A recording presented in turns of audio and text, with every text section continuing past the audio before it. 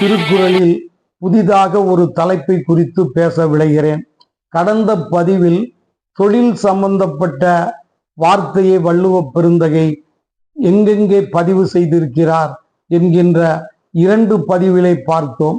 இந்த பதிவிலே நீரை குறித்து, அதாவது கடவுள் வாழ்த்துக்கு அடுத்து வள்ளுவப் பெருந்தகை வான் சிறப்பு என்கின்ற அதிகாரத்தை அமைத்திருக்கிறார். வான் சிறப்பு என்பது வானத்திலே இருந்து மேகமானது மழையை பொழிந்து அந்த நீர் நமக்கு பயன்படுகிறது. அதனை நம்முடைய மரபுப்படி தண்ணீர் தேங்கி இருக்கக்கூடிய இடங்களை கிணறு, குளம், வாவி, ஏரி, ஊருணி, ஆறு, இப்படி பல விடயங்களாக நாம் சொல்வது குட்டை, குளம், இப்படியாக நாம் நீர் தங்கி இருக்கக்கூடிய இடத்தை சொல்வது வழமை. இன்று வான் சிறப்பு என்கின்ற அதிகாரத்தில் மழையை குறித்து பார்த்துவிட்டு வரும் பதிவுகளில் எங்கெங்கு வள்ளுவப் பெருந்தகை நீரை குறித்து திருக்குறளிலே என்னென்ன விடயத்தை சொல்லி இருக்கிறார் என்று பார்க்கலாம். இது மழை என்கின்ற அந்த ஒன்றை திருவள்ளுவர் மட்டும் சொல்லவில்லை. திருப்பாவையில் 4வது பாடலில் ஆண்டாள் நாச்சியார் சொல்லுகிறார், ஆழிமலை கண்ணா ஒன்று நீ கைகரவேல் என்று 4வது பாடலை துவக்குகிறார். மாணிக்க வாசகர் திருவெம்பாவியில் 16வது பாடலில் முன்னி கடலை கடந்து எழுந்துடையாள் என்று 16வது பாடலில் மேகத்தை குறித்தும் மழையை குறித்தும் பேசுகிறார். சரி, நம்முடைய 50 காப்பியங்களான சிலப்பதிகாரத்தில் திங்களை போற்றுதும் திங்களை போற்றுதும், மாமழை போற்றுதும் மாமழை போற்றுதும் என்று இளங்கோ அடிகள் அங்கு இயற்கையைத்தான் வழிபட்டு தன்னுடைய காப்பியத்தை துவங்குகிறார். சரி, இனி நாம் நம்முடைய வான் சிறப்புக்குள் வரலாம். வள்ளுவப் பெருந்தகை ஒரு ஒப்பற்ற ஆற்றல் இறையாற்றல் என்று முதல் அதிகாரத்தை வைத்துவிட்டு அடுத்த அதிகாரத்திலேயே இயற்கையால் மிகவும் தரக்கூடிய ஒரு விடயம் மழைதான், அது மக்களுக்கு பயன்படக்கூடிய பெரிய பொருள் என்று சொல்லுகிறார். பெரும்பாலும் வள்ளுவப் பெருந்தகை நேர்மறையாக திருக்குறளை சொல்லுவார். இந்த அதிகாரத்திலே தான் எதிர்மறையான செய்தியையும் வைத்திருக்கிறார்.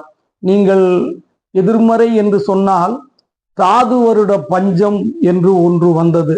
வயதானவர்களிடத்திலே கேட்டால் அந்த பஞ்சத்தினுடைய கொடுமையை பற்றி சொல்லுவார்கள்.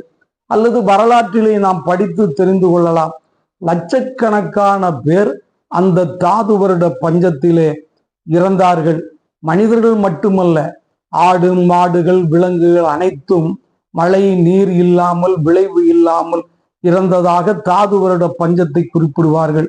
இங்கு வள்ளுவப் பெருந்தகை வானின் உலகம் வழங்கி வருதலால் தான் அமிழ்தம் என்றுணர் பாற்று என்று முதல் குறளிலே வகிக்கிறார். அமிழ்தம் என்பது நாம் யாரும் பார்த்திடாத ஒன்று, ஆனால் மிகச்சிறந்த ஒன்று. அதனால் மழையை அமிழ்தத்திற்கு ஒப்பிடுகிறார். திருக்குறளிலே 4 இடத்திலே அமுதத்தை நேரடியாகவும் ஓரிடத்திலே மறைமுகமாகவும் வள்ளுவப் பெருந்தகை பேசுகிறார். அவற்றிலே ஒன்றுதான் வானின்று அமையாது என்று இந்த இடத்திலே சொல்லுகிறார். அதற்கடுத்தது துப்பார்க்கு துப்பாய துப்பாக்கி துப்பார்க்கு துப்பாய தூவும் மழை. இந்த குறள் மிக அழகான குறள். பயிர்களை விளைவிக்க கூடியதும் மழை. அதே மழைதான் நமக்கு உணவாகவும் இருக்கக்கூடியதும் மழை. இது சொற்பொருள் பின்வரும் நிலை அணியை சார்ந்தது என்று சொல்லுவார்கள். முதல் குறள் இல்பொருள் ஓமையனை சேர்ந்தது, வானின் உலகம் வழங்கி வருதலால் தான் அமிழ்தம் என்றுணர் பாற்று என்று சொல்லுவார்கள். ஏனென்றால் அமிழ்தம் என்பது நாம் பார்க்க இல்லாத ஒன்று. அதை கொண்டு அந்த குறளை அவர் வடிவமைத்திருக்கிறார். இந்த குறளிலே துப்பு ஆய என்று சொன்னால் நன்மை என்னும் பொருளில் பண்பு பெயராக வருகிறது. துப்பு என்று சொன்னால் உணவு என்னும் பொருளில் தொழிலாகு பெயராக வருகிறது. ஒட்டுமொத்தமாக பார்த்தால் இது சொற்பொருள் பின்வரும் நிலை அணி என்று குறிப்பிடுகிறார்கள். 3வது விண்ணின்று பொய்ப்பின் விருநீர் வியன் உலகத்து உள்ளின்று உடற்றும் பசி. இப்பொழுது எதிர்மறையான செய்தியை சொல்ல ஆரம்பித்து விட்டார். மழை பெய்யாமல் அந்த நீர்வளம் இல்லாமல் போய்விட்டால் உலகத்திலே பசியானது வந்துவிடும் என்று சொல்வது மட்டுமல்லாமல் 104வது அதிகாரத்தில் உழவு என்கின்ற அதிகாரத்தில் வரக்கூடிய அந்த செய்தியை இங்கே தொட்டு காட்டுகிறார். ஏரின் உழார் உழவர் புயல் என்னும் வாரி வளங்குன்றிக்கால். இந்த இடத்தில் புயல் என்று சொல்லப்படுவது காற்று என்று கொள்ளக்கூடாது, அது மழை என்று கொள்ள வேண்டும்.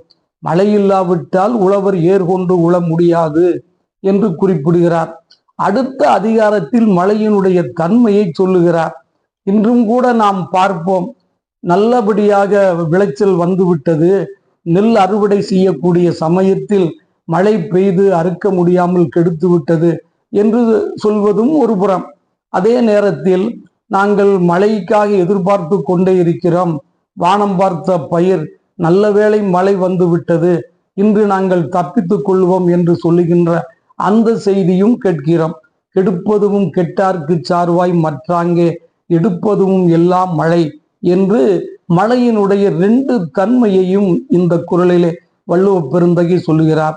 விசும்பின் துளி வீழி நல்லால் மற்றாங்கே பசும்புல் தலை காண்பதறிவு. மழை என்கின்ற வளம் இல்லாவிட்டால் உலகத்தில் ஓரறிவு உயிராகிய பசும்புல்லில் இருந்து அனைத்தும் பெற முடியாது, காண முடியாது என்று சொல்கிறார்.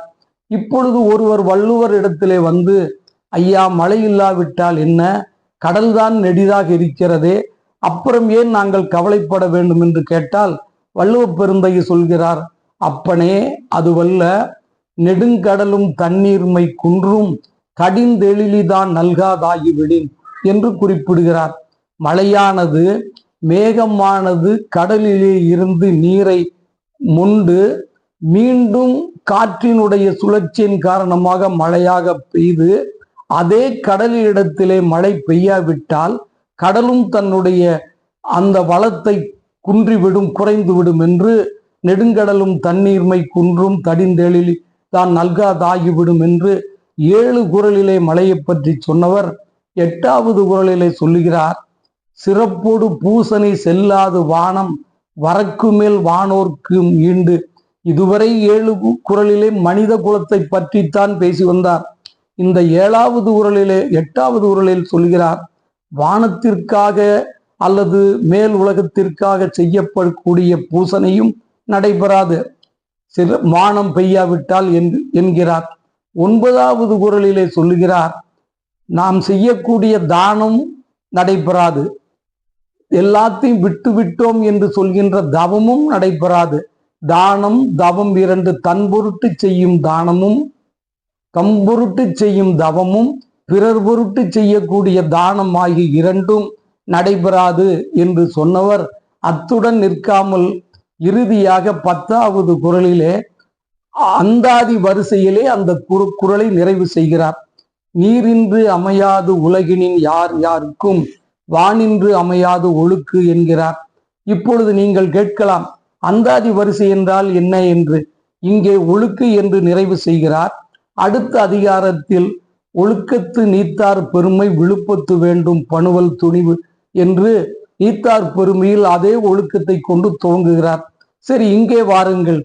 நீரின்றி அமையாது உலகினின் யார் யாருக்கும் வானின்று அமையாது ஒழுக்கு என்கிறார். வானத்திலே இருந்து மழைதுளி பெய்யாமல் போய்விடுமானால் இவ்வுலகத்தில் எப்படிப்பட்டவர்களுக்கும் சிறப்பான வாழ்வு இல்லை என்று குறிப்பிடுகிறார். அடுத்த பதிவில் நீர் எங்கெங்கே இருக்கிறது, அதை கொண்டு வள்ளுவர் எந்தெந்த அதிகாரத்தில் என்னென்ன விடயங்களை பேசியிருக்கிறார் என்பதை விரிவாக பார்க்கலாம். இது போன்ற கருத்துக்கள் உங்களுக்கு தொடர்ந்து வர வேண்டும் என்று சொன்னால் நீங்கள் நூல் காஞ்சி என்கின்ற யூடியூப் சேனலை பதிவு செய்வதோடு பிறருக்கும் நீங்கள் பகிர்ந்து ஆதரிக்குமாறு அன்புடன் வேண்டுகிறேன். நன்றி, வணக்கம். அடுத்த பதிவில் சந்திக்கலாம். வணக்கம்.